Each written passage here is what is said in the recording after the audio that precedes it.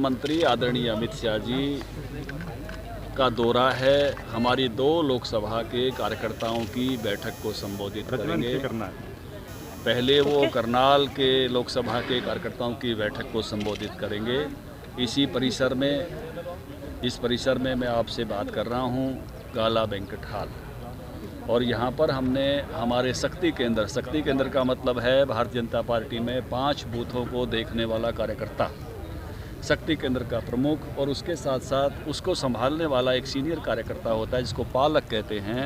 ऐसे 495 शक्ति केंद्र प्रमुख, 495 पालक, 990 कार्यकर्ताओं को इस बैठक में आमंत्रित किया है। इसके साथ साथ जिला कार्यकारिणी के सदस्य जो पानीपत के हैं, करनाल के हैं और इस लिस्ट में नहीं आए हैं, अतिरिक्त कुछ काम उन पर है, प्रदेश कार्यकारिणी के हैं, वो भी यहाँ बुलाए गए हैं।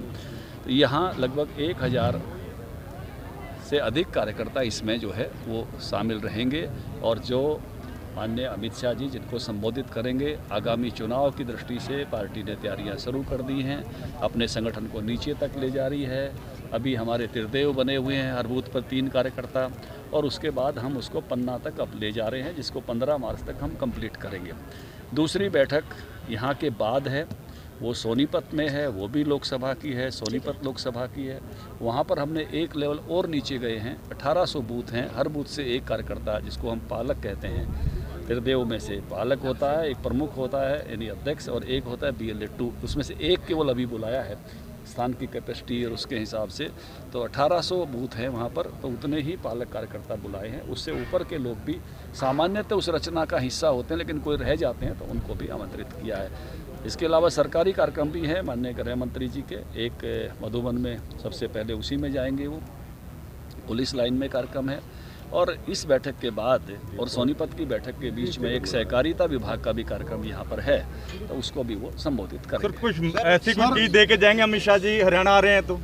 देखिए, हमेशा उनका दौरा कुछ ना कुछ हमारे लिए लाभकारी रहा है और अभी भी मुख्यमंत्री जी 2 कार्यक्रमों में, सरकारी कार्यक्रमों में उनके साथ हैं। यहाँ भी संगठन के में भी हैं, लेकिन सरकार, बड़ी सरकार से प्रदेश सरकार लेती है तो निश्चित रूप से कुछ ना कुछ जो है वो उनके सामने जो विषय रखेंगे। तो हमेशा केंद्र का प्रेम जो है हरियाणा को बेहद मिला है।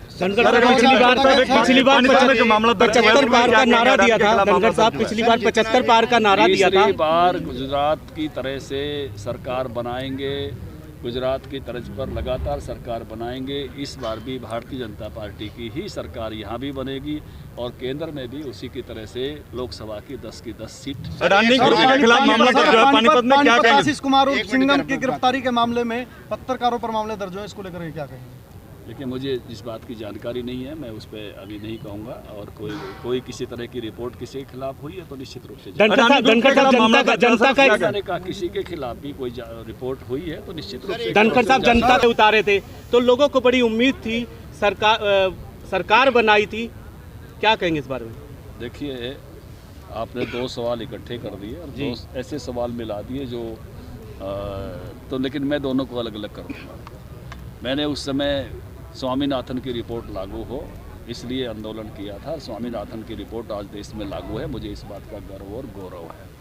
A2+FL हम ही दे रहे हैं और A2+FL इससे पहले किसी ने नहीं दिया। कांग्रेस पार्टी उसी रिपोर्ट को 8 सालों तक अपने पैरों के नीचे दबाई बैठी रही थी। उन्होंने स्वामीनाथन कमीशन बनाया था, इम्प्लीमेंट नहीं की थी, हमने की है। इसलिए भारतीय जनता पार्टी की इस केंद्र सरकार का मैं आभार व्यक्त करता हूँ। 14 फसलें हम ही खरीदते हैं। दूसरी बात, भारत अब दुनिया का एकमात्र ऐसा देश है जिसकी इकोनॉमी बाकी दुनिया के अधिकांश देशों से आज की तारीख में अच्छी है।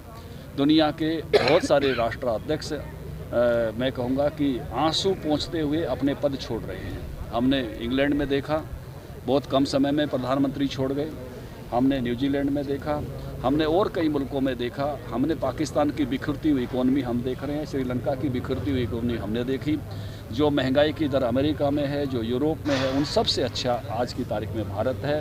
भारत की इकोनॉमी सुदृढ़ है, भारत का बजट बहुत अच्छा आया है और इसलिए सभी भारतीय इस बात से खुश हैं कि हमारी इकोनॉमी अब दुनिया की 5वीं मजबूत अर्थव्यवस्था है। हमसे ऊपर केवल जापान, जर्मनी, चीन और अमेरिका हैं, और आने वाले समय में हम और आगे बढ़ेंगे।